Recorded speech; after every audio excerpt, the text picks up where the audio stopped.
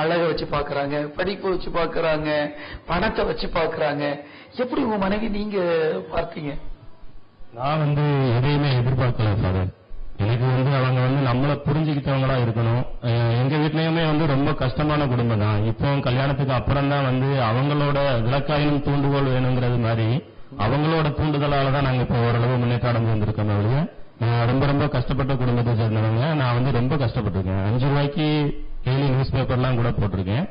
அதனால நான் என்ன நினைச்சேன்னா, நமக்கு வசதி வாய்ப்பு தேவையில்லை, நம்மளை புரிஞ்சுக்கிட்டவங்களா இருக்கணும், நம்மளோட கஷ்டத்துல பங்கெடுக்கவங்களா இருக்கணும், நம்ம சொல்றத புரிஞ்சுக்கிட்டு அதுக்கு ஏத்த மாதிரி இருக்கவங்களா இருக்கணும். ஏன்னா நம்ம கஷ்டப்பட்ட குடும்பங்கள உங்களுக்கு வசதியான வீட்டுல இருந்து கல்யாணம் பண்ணிட்டு வந்தோம்னு அவங்களோட எதிர்பார்ப்புகளை நம்ம நிறைவு செய்ய முடியாது. சேல துணிமணிலையும் சரி, நகைகள்லையும் சரி, எதுவுமே நம்ம பணத்தை கொண்டு ஒருத்தரை பணக்காரனாக்க முடியாது. மனத்தை கொண்டு ஒருவரை மனிதனாக்கலாம். இந்த அருமை, ரொம்ப அருமை. சகோதரி, நீங்க சொல்லுங்களேன். அதாவது ஒரு நல்ல தாயா, ஒரு நல்ல ஒரு மனைவியா எப்படி இந்த குடும்பத்தை நீங்க நடத்துறீங்க? எனக்கும் என் கணவருக்கும் அடிக்கடி பிரச்சனைகள் எதுவுமே வராது சார். அப்படியே எங்க 2 பேருக்குள்ள வந்தாலுமே நாங்க அது குழந்தைங்கள்ட்ட காமிக்க மாட்டோம். குழந்தைங்க முன்னாடி எங்களோட ஆர்குமெண்ட் எதுவுமே இருக்காது. ஆனா லேசா எங்க 2 பேரோட முகம் லேசா வாடினாலுமே என் குழந்தைங்க கண்டுபிடிச்சிருவாங்க. ஸ்கூலுக்கு போயிட்டு வந்த உடனே புத்துணர்ச்சியோட அவளை அம்மா அப்படின்னு அவ வாசல்ல கூப்பிடவுமே என்னம்மான்னு நான் கேட்கணும். சிரிச்சுக்கிட்டே நான் வந்தாதான் அவளுக்கும் மனசுக்கும் நல்லா இருக்கும். நான் எதுவுமே என் பிள்ளைங்கள்ட்ட நான் காமிக்கவும் மாட்டேன், அவங்களும் காமிக்க மாட்டாங்க. லேசா முகம் வாடினா கூட என் மக கண்டுபிடிச்சிருவா, என் மகனும் கண்டுபிடிச்சிருவா. ஏமா டல்லா இருக்கீங்க அப்படின்னு சொல்லி கேட்பாங்க. அதனால எங்களுக்குள்ள ஆர்குமெண்ட் வராது. அப்படியே வந்தாலுமே நாங்க பிள்ளைங்க கிட்ட காமிக்க மாட்டோம். என் கணவர்கிட்ட கணவர் எனக்கு கிடைச்ச ஒரு வரமா தான் நான் நினைக்கிறேன் இவங்களை. ஏன்னா வேற ஒருத்தங்களா இருந்தா கண்டிப்பா நீ விட்டுட்டு அப்பவே போயிருப்பேன். ஏன்னா எனக்கு நிறைய பிரச்சனைகள் இருந்தது. டெலிவரி டைம், கண்டிப்பா டெலிவரி டைம் நான் சொல்லணும். ஏன்னா எனக்கு பிரஷர் இருந்தது. அப்போ டாக்டர்ஸ் சொன்னாங்க, இவங்களுக்கு கண்டிப்பா உயிரை காப்பாற்ற முடியாது அப்படின்னு சொல்லிட்டாங்க. பெரிய உயிரையும் காப்பாற்ற முடியாது, சின்ன உயிரையும் காப்பாற்ற முடியாது. ஏன்னா நான் அந்த கண்டிஷன்ல தான் அங்க போனது, ஹாஸ்பிட்டலுக்கு போனது. அதனால அப்படி சொன்னதுனால, ஏன் முன்னாடி எனக்கு சொன்னதுனால எனக்கு பிரஷர் ஓவர் ஆகி, ஆமா டாக்டர் சொல்லிட்டாங்க, உங்களுக்கு பிட்ஸ் வரக்கூடிய டைம்ல நீங்க வந்திருக்கீங்க, அதனால ஆபரேஷன் பண்ணக்கூடிய டைம்ல பிட்ஸ் வந்ததுன்னா எதுவுமே செய்ய முடியாதுன்னு சொல்லிட்டாங்க. அதனால ரொம்ப சீரியஸ் கண்டிஷன்ல இருந்தேன். அப்போ என்னோட கணவர் தான் எனக்கு மைண்ட்ல ஃபுல்லா வந்தாங்க. நம்ம என்ன செய்ய போறோம், நமக்கு குழந்தையும் வேணும், நம்ம கணவருக்கும் நம்ம மனைவியா இருக்கணும் அப்படின்னு கையில நான் ஜெபமாலை கொண்டு போயிருந்தேன். அந்த ஜெபமாலையை என்னோட தொப்புள்ள வச்சு அழுத்தி பிடிச்சேன். ஏன்னா குழந்தைங்க இறந்துச்சு அப்படின்னு சொல்லிட்டாங்க, வயிற்றுலயே குழந்தை இறந்துச்சு, அது இன்னும் ஒண்ணும் செய்ய முடியாது, பெரிய உயிரினா ஓரளவு காப்பாற்றலாம் அப்படின்னு சொல்லியிருந்தாங்க. அப்ப என்னோட ஜெபமாலையை நான் அடி வயிற்றுல வச்சு அமுக்கி பிடிச்சதுனால எனக்கு லேச துடிப்பு தெரிஞ்சது. அதனால நான் ரொம்ப கத்த ஆரம்பிச்சிட்டேன், என் பிள்ளை உயிரோட இருக்கு, நீங்க நான் செத்தாலும் பரவாயில்ல, என் பிள்ளைய நீங்க உயிரோட என் கணவர்கிட்ட கொடுத்துருங்க அப்படின்ட்டு நான் உள்ள ஹாஸ்பிட்டல்ல ரொம்ப அழுது.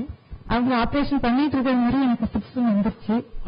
பிட்ஸ் 3 நாள் நான் கோமால இருந்தேன். அப்போ ஃபாதர் எல்லாம் பாத்துருக்காங்க, எனக்கு எதுவுமே தெரியாது.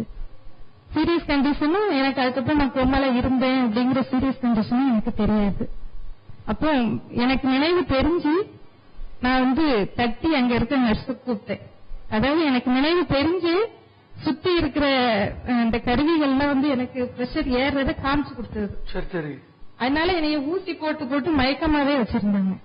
அப்ப நான் தட்டி கூப்பிட்டதுல நர்ஸ் கேட்டாங்க, உங்க கணவர் உங்களுக்கு நீங்க லவ் மேரேஜா அரேஞ்ச் மேரேஜான்னு கேட்டாங்க.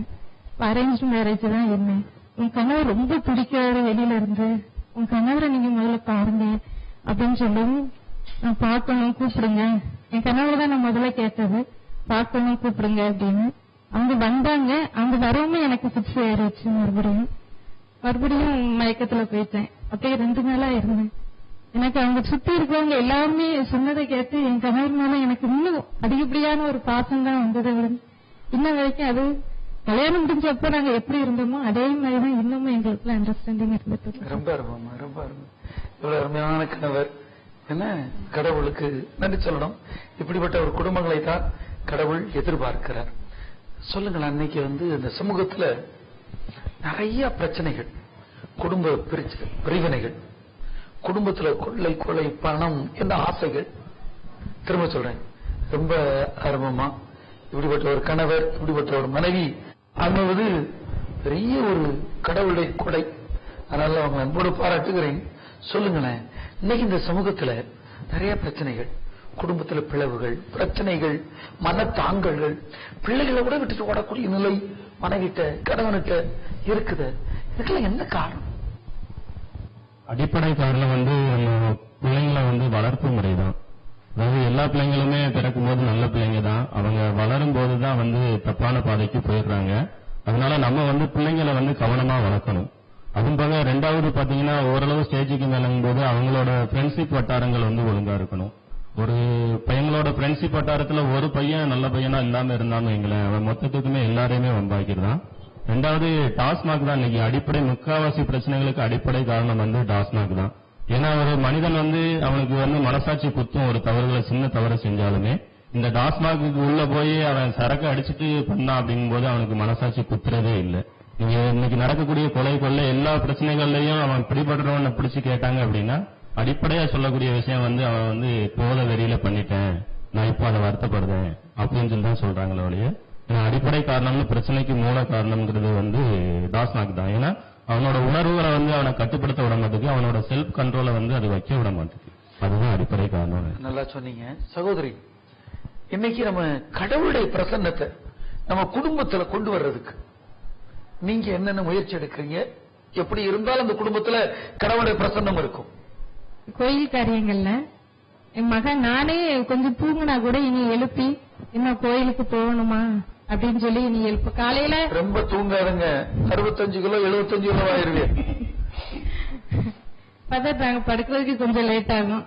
எங்க 10:30க்கு வருவாங்க, அதுக்கப்புறமா நாங்க 12 மணிக்கு தான் படுக்கிறதுக்கு டைம் எங்களுக்கு வரும். அப்புறம் காலையில எந்திரிக்கிறதுக்கு கொஞ்சம் லேட் ஆகும். என் மகன் 10:30 வரைக்கும் முழிச்சிருந்தா அவங்க அப்பாட்ட அலாரம் வைங்க, எனக்கு அலாரம் வைக்க தெரியாது செல்லுல. அவங்க அப்பாவுக்கு போன் பண்ணி எப்ப அலாரம் வைங்கப்பான்னு சொல்லிட்டு தான் படுப்பா. அதே மாதிரி அவங்க அப்பா காலையில 5:30க்கு எந்திரிச்சு போவேலையும் அவளை எழுப்பி விட்டா டக்குன்னு எந்திரிச்சிருவா. பதர் அவளுக்கு தூக்கத்துல எழுப்புறாங்களே அப்படிங்கிற டிஸ்டர்பே அவளுக்கு இருக்காது. டக்குன்னு எந்திரிச்சு உடனே தலை கட்டுவா, உடனே கிளம்பி போயிடுவா கோயிலுக்கு.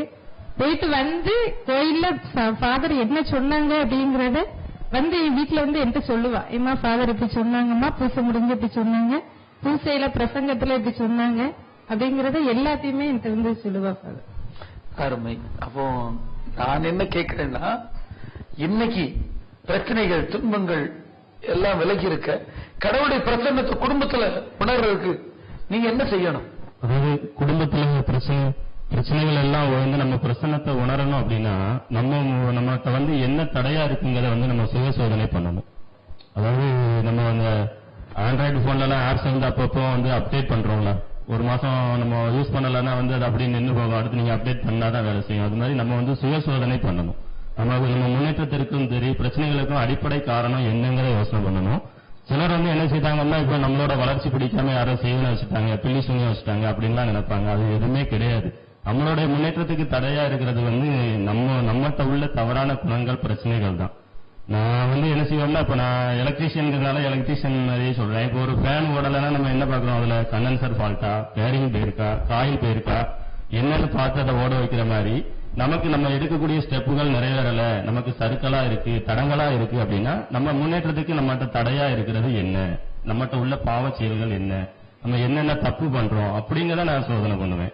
நான் எப்பவுமே ஒவ்வொரு இந்த மாதிரி சுய சோதனை பண்ணி கடவுள்கிட்ட எப்படி ஒப்பு கொடுப்பேன் அப்படின்னா, எனக்கு இந்த காரியங்கள்லாம் நிறைவேறணும், நான் இனிமேல் இந்த மாதிரியான தவறுகளை, என்னோட உள்ள இந்த தவறுகளை நான் செய்வதில்லை அப்படின்ட்டு தான் நான் இத்தனை வருஷமாகவும் ஒவ்வொரு வருஷத்துலயும் அப்படி ஒண்ணு ஒப்பு கொடுத்து ஒவ்வொரு தவறுகளையும் நான் குறைச்சிக்கிட்டே வர்றேன்.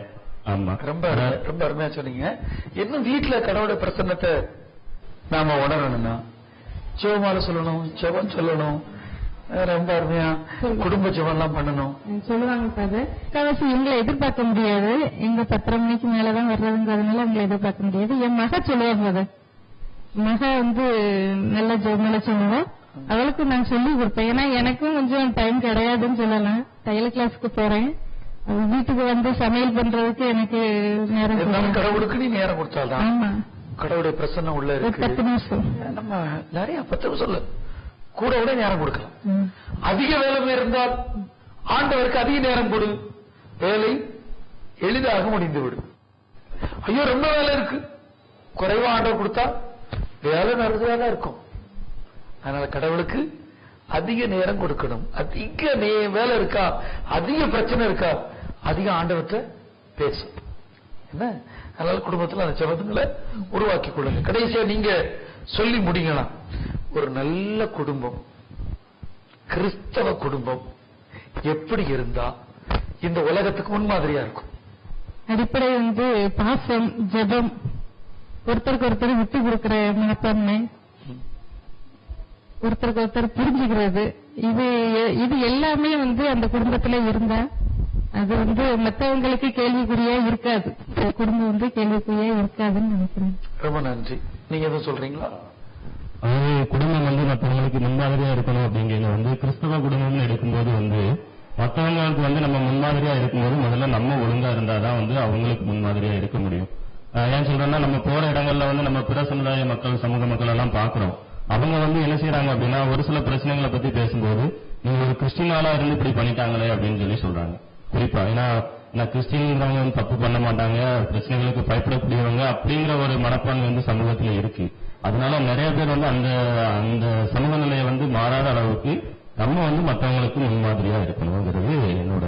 ரொம்ப நல்ல அருமையா கருத்துக்களை பகிர்ந்து கொண்டீர்கள். உங்களுக்கு இதயபூர்வமான நன்றி. இனியவர்களை, மிக அருமையான ஒரு குடும்பத்தை நாம் சந்தித்திருக்கிறோம். எனக்கு அருமையான திருப்தி. நல்ல அன்பான